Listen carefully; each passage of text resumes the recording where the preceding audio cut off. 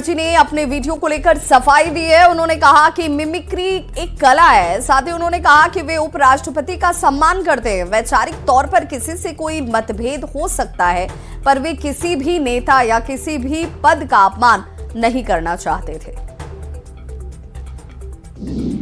उन्होंने कहा कि वो लोकसभा सांसद हैं, राज्यसभा की कार्यवाही उन्होंने नहीं देखी और ऐसे में उनकी नकल कैसे उतारेंगे।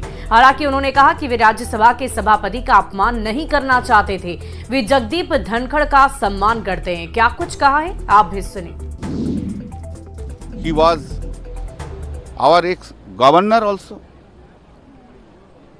There are on some issues, some difference of opinions were there. That's a different thing. But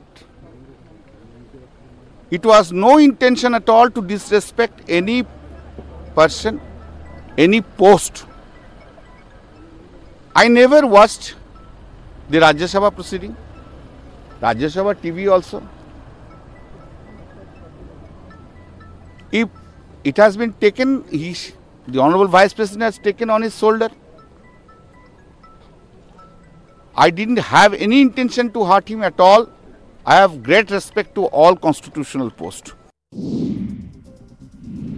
और अब बात कोरोना की। कोरोना वायरस के नए वेरिएंट JN1 के मामले में देश में अब ये मामले बढ़ने लगे हैं और इस वेरिएंट से सबसे ज्यादा प्रभावित अगर कोई राज्य है तो वो है केरल। पिछले 24 घंटे में केरल में 292 मामले सामने आ चुके हैं।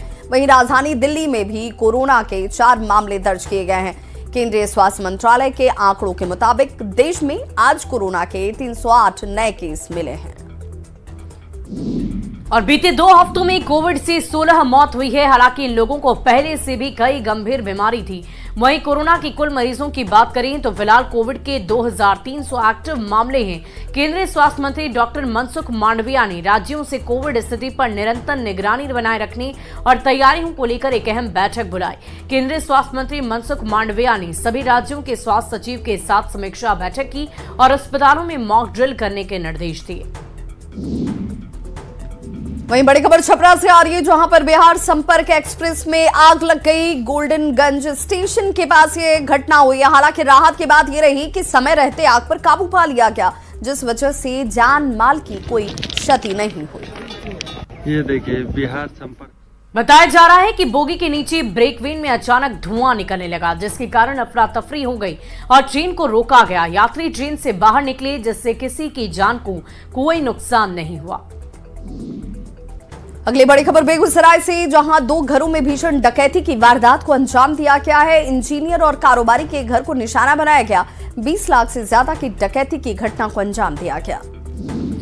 बदमाश सामान, ज्वेलरी और नकद लेकर भाग गए। डकैती की पूरी वारदात सीसीटीवी कैमरे में कैद हो गई। घटना सिंघौल थाना इलाके के पचम्बा वास्तु विहार की बताई जा रही है।